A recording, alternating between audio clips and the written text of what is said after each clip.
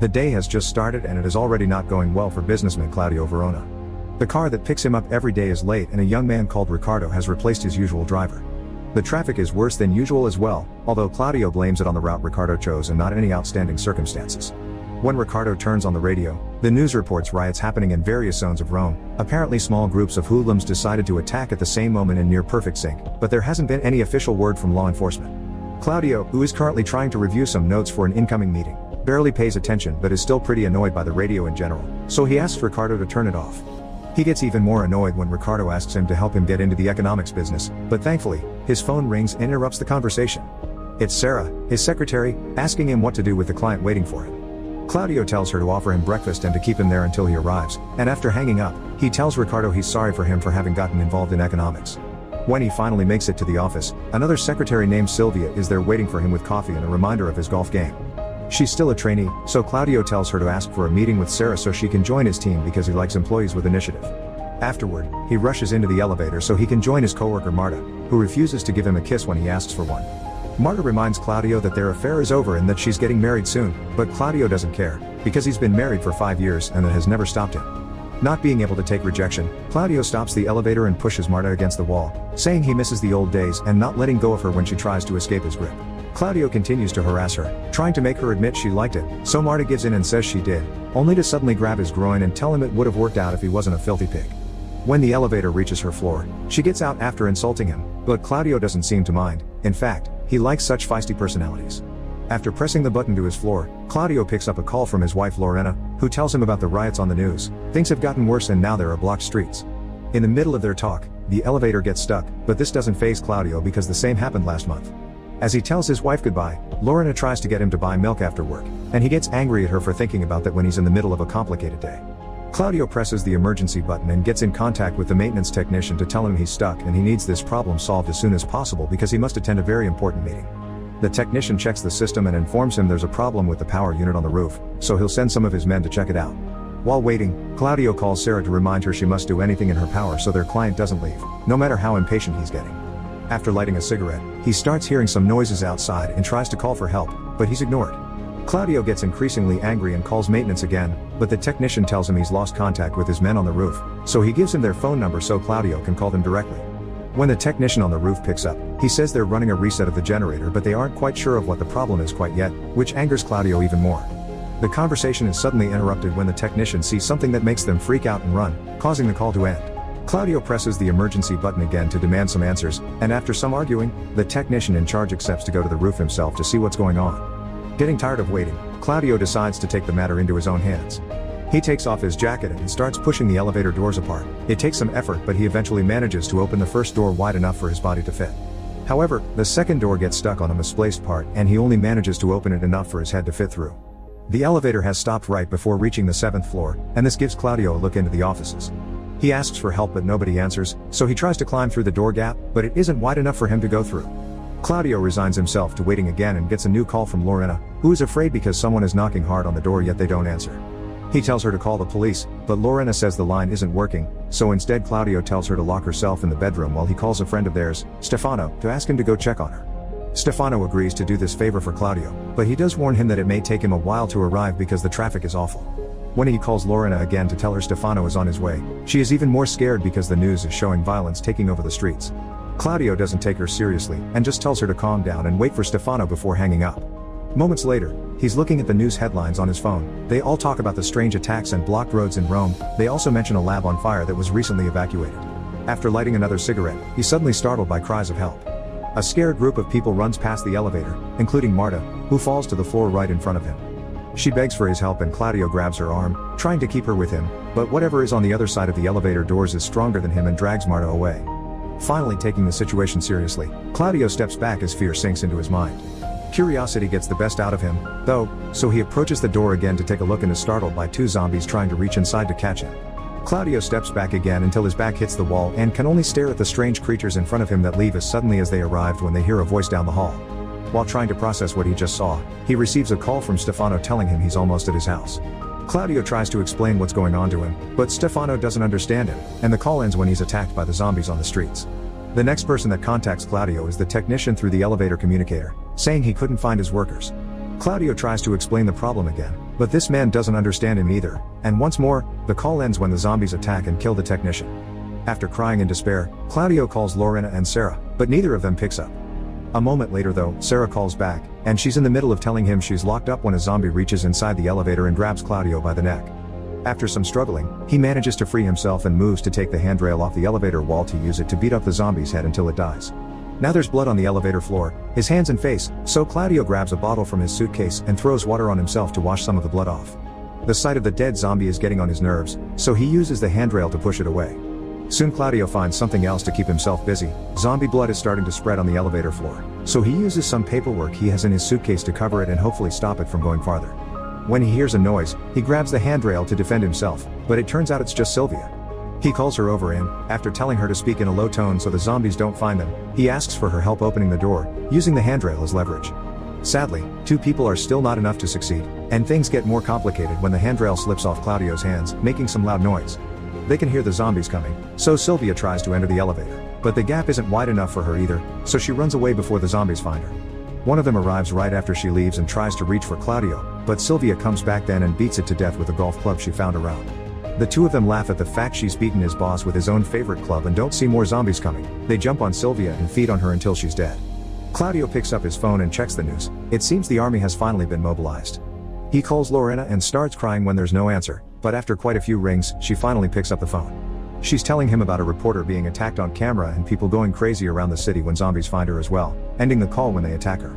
After crying over the loss of his wife, Claudio is found by another coworker of his that has been surviving by using a lamp to defend himself. The man wants to enter the elevator as well, and Claudio explains it's impossible, but the man tries anyway, to no avail. His effort makes so much noise that the zombies find him and chase him away.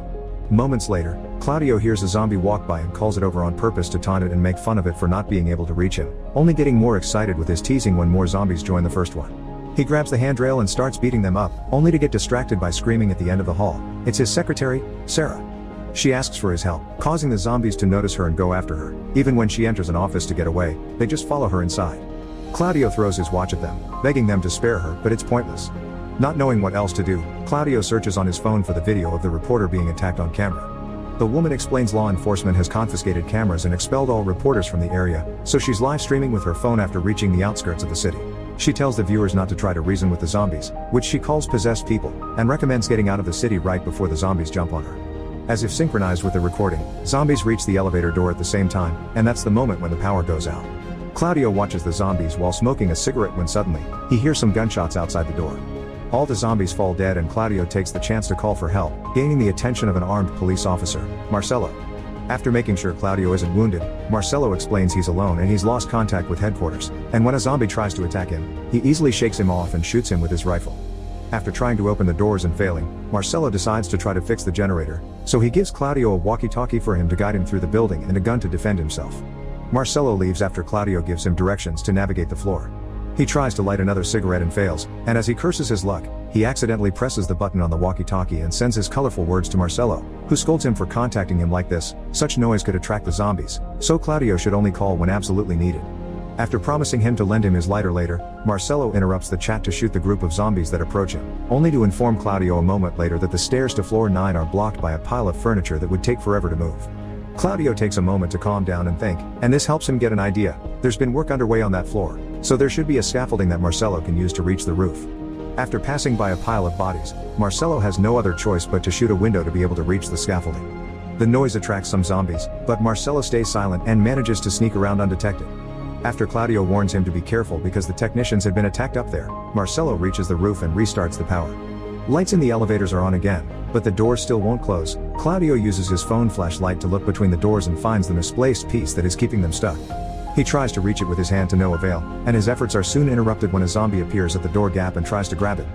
Claudio steps back and retrieves the gun Marcelo left him, which he uses to shoot the zombie. He manages to kill it on his second try.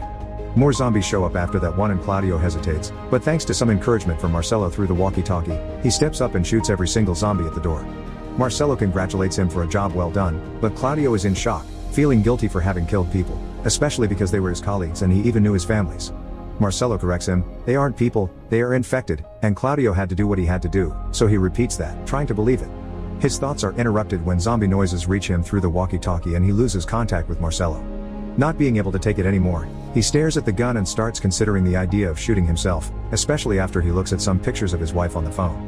A couple of cops suddenly appear at the end of the hallway running away from zombies, and Claudio cries for their help, but they leave before they can see him or hear him. As night starts to fall, despair finally takes over his mind and Claudio puts the gun against his temple, intending to shoot but being incapable to. His frustrated yelling attracts the attention of a group of zombies that are now trying to reach him through the door gap, and Claudio decides he doesn't want to give them the satisfaction, so he puts the gun in his mouth. What stops him from pulling the trigger is Marcelo's voice suddenly calling him from the elevator ceiling, asking him to open the hatch and let him in. Claudio grabs the handrail and uses it to push the hatch, creating an opening for the Marcelo to come through. After Claudio helps him get down, Marcelo wastes no time and shoots every zombie at the door with his rifle. Afterward, he checks the blocked door before sitting on the floor next to Claudio, revealing the wound on his leg where the zombies got him. Marcelo lends Claudio his lighter and he gets a cigarette in return as Claudio asks him if he has any idea of how this started, since he is a cop and must have been told something by the higher-ups. But Marcelo replies all they were told was that a virus was spawned and it began to spread. They told him it was animal-based, but he doesn't believe it because this isn't the Middle Ages anymore. The virus must have been created in a laboratory and someone lost control of it. Marcelo blames that someone for having lost all his comrades. Out of nowhere, he starts laughing pretty hard, all because he's remembered a joke he heard in a movie he watched with his wife. He shares the joke with Claudio, who doesn't find it funny, but he does take an interest in Marcelo's wife. The two men share some details about their married lives, and Claudio reaches the conclusion he isn't a good person. Moments later, while he's reloading the rifle and the gun, Marcelo starts coughing blood. He tells Claudio that he's going to lay down to rest, and after he's fallen asleep, he wants Claudio to shoot twice him in the head because he doesn't want to become a zombie. Since Claudio refuses to take the gun, Marcelo says he'll do it himself and puts the gun against his head. Claudio grabs it and tries to stop him, so the men fight over the weapon for a short moment until Marcelo punches Claudio in the face to make him let go. A couple of hours later, Marcelo has fallen asleep, but Claudio still can't bring himself to shoot him. He changes his mind, however, when pus starts coming out from Marcelo's wound and he wakes up transformed into a zombie. He tries to communicate with him, but after Marcelo jumps on him to attack him, Claudio shoots him first on the body to push him away, then twice on the head to make sure he's dead. Claudio's leg has been wounded as well, so he ties his tie around it in an effort to stop the infection from spreading. His shots have been heard by zombies and now there's a horde of them at the door, but his gun has run out of bullets. Claudio drops it and grabs Marcelo's rifle instead, which he uses to shoot every single zombie he can reach. The impact of each shot pushes his body back until it hits the wall, and with the final shot, he hits his head and falls unconscious. Some moments later, he wakes up when he hears voices and gunshots in the hallway. There are no zombies in sight except for the bodies on the floor, and his phone is now ringing, but it's just the 7 a.m. alarm. Claudio turns it off, but then his phone rings again. This time, it's an actual call.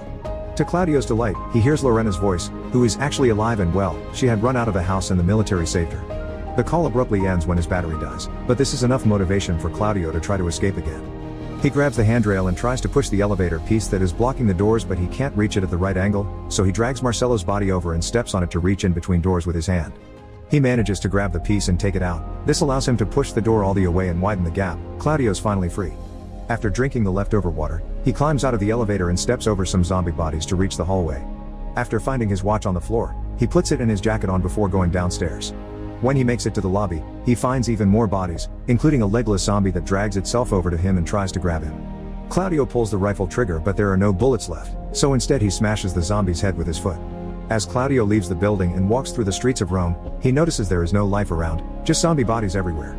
At the bridge, he finds a bottle of milk on the ground next to a woman and, remembering his argument with his wife, he picks it up, causing the woman to wake up and grab his leg. Claudio steps back and is ready to defend himself using the bottle, but the zombie falls dead when the military shoots it from a nearby roof.